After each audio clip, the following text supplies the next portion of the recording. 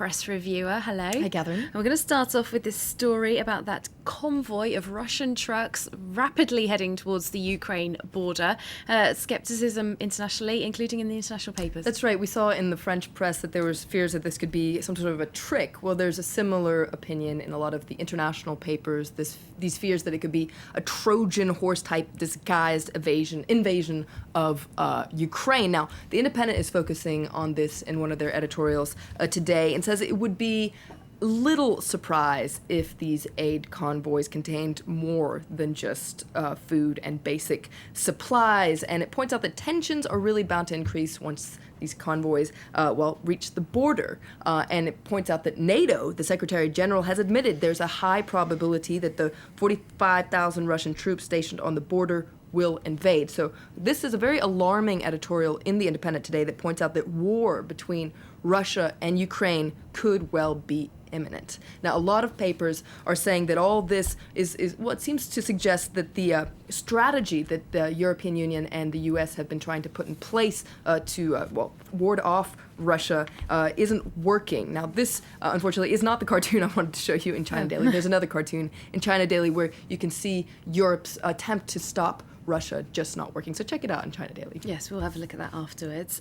Speaking of potential war between Russia and Ukraine, there is actually war happening in Iraq. A lot of the newspapers, though, focusing on the political side of things. That's right. That's what the Wall Street Journal takes a look at today. On their front page, you can read that Iran backs this candidate to lead Iraq, and Iran has joined the U.S. and other Western powers to offer a crucial endorsement to Haider al-Abadi, the Iraqi politician nominated to be the successor of Prime Minister Nouri al-Maliki. And The Independent focuses on this today. Step forward, Abadi. This is their other editorial today. Iraq desperately needs a new prime minister, according to The Independent, and the stakes for Abadi could not be any higher. If Iraq is to have any hope of security and a chance of establishing itself as a stable democracy, it needs a strong and true unity, government of national unity. And if not, the U.S. President Barack Obama may have no option but to put troops on the ground. And this is something that he really wants to avoid.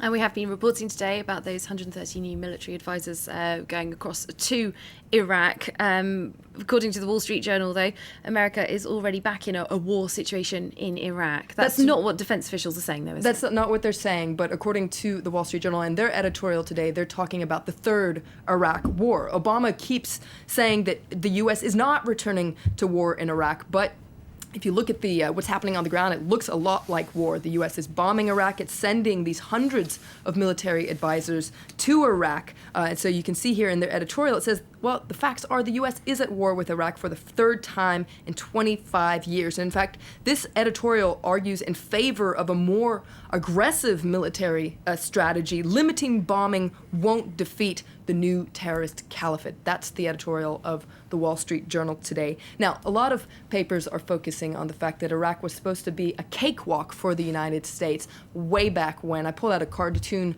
from the Washington Post here. You can see the cakewalk year 11.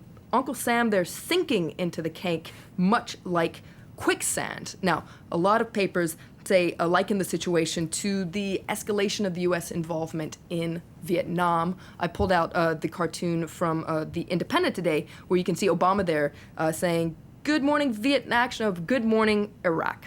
And a bit of a visual reference, of course, to the film Good Morning Vietnam, which you probably remember was a movie starring Robin Williams. Papers continuing to pay tribute to this very talented actor. That's right. He died on Monday, and police have confirmed that he indeed committed suicide. A lot of papers are focusing on this myth that comedians are, in fact, depressed. This is an article in Time by Jim Norton. He wonders why the funniest people are sometimes the saddest. And Slate as well wonders, are comedians really depressed? Now, both articles point out that there are indeed a lot of comedians who are indeed depressed and struggle with depression, but it's also the fact that, they're in the spotlight and they're talking about the kinds of struggles that a lot of people deal with on a daily basis. Now, this is a sad day for Hollywood after Robin Williams. Lauren Bacall died yesterday. A lot of papers paying tribute to her as well. There's a wonderful obituary in the New York Times you can see here with some wonderful photos. Beautiful photos. Beautiful photos of her. Now, a lot of people have taken to social media to mourn both actors, some of them committing some faux pas. We saw some people thinking that Robbie Williams, the singer, had died, not Robin Williams. Slate has pulled together 10 rules of Twitter grief to avoid upsetting people. First and foremost, make sure the person is dead. Yes, let's keep our tributes appropriate. Thank you very much, Florence Filmino, with a look through the international press there. That's it from us for now here on Live from Paris. Do stay tuned for more.